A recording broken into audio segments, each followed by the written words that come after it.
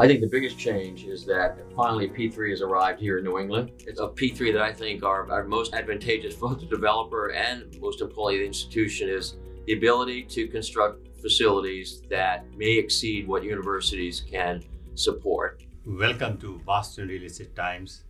Our guest today is Spagnolo. He is a founder and chairman of SGA, one of the leading architectural firms in Boston and New York. We are going to talk to him about P3, public-private partnerships in the context of academic facilities, including student housing. Al, welcome to our studio. It's my pleasure. And thank you so much for your time. So today, if we can just focus only on P3 in the context of academic facilities.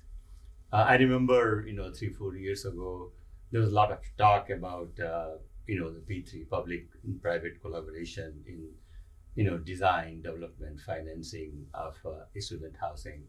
So what has changed over the last 4 or 5 years in the P3 area, and especially in context with academic facilities?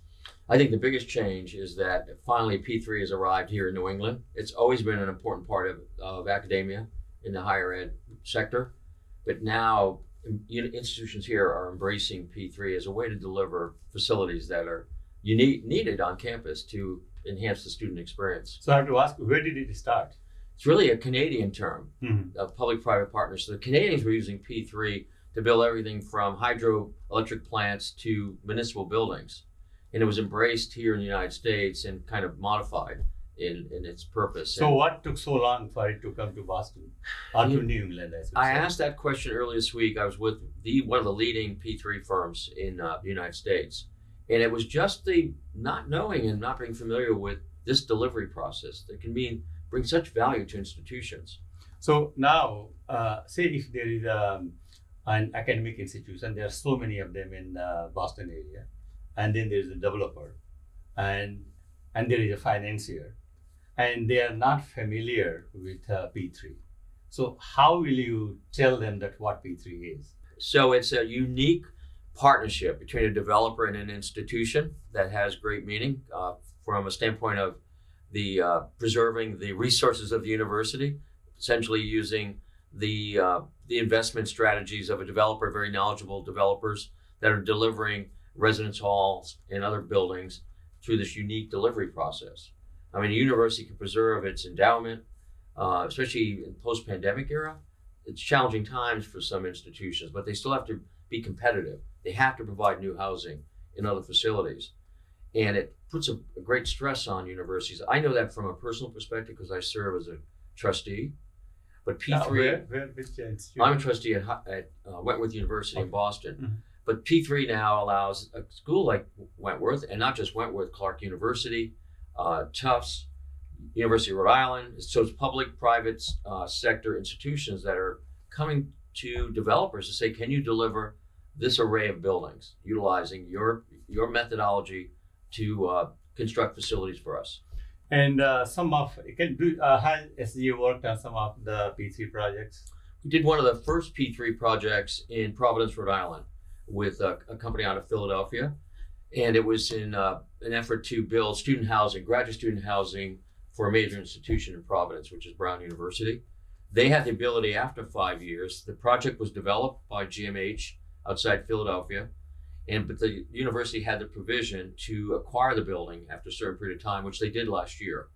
And now it's been rebranded as a Brown University student housing project. So there's other opportunities in P3 to delay the acquisition of a building. It's a very unique method of delivery. And what about, so of course I know I'm quite familiar with the student housing aspect of this.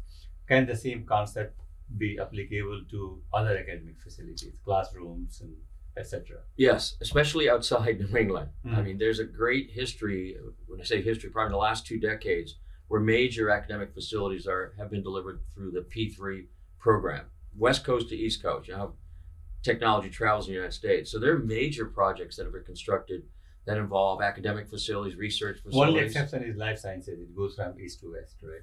Yes, we like to think of it that way. Yes, Mm-hmm. yeah. So we're pursuing a project right now that'll involve probably 800 beds for first-year students. But in addition to that, the residence hall will be built on top of an 80,000 square foot podium. That podium will support academic functions. As long as the space is revenue producing, that's very important to developers and investors. It has to be revenue producing space because the investment community finds this to be a very attractive sector right now. So what are some of the risks in this type of collaboration? Some of the risk might be, can the universities make decisions in a timely way? Because a lot of it is timing. Mm-hmm. You're going to bring sophisticated developers into the conversation. They expect an acceleration of the process.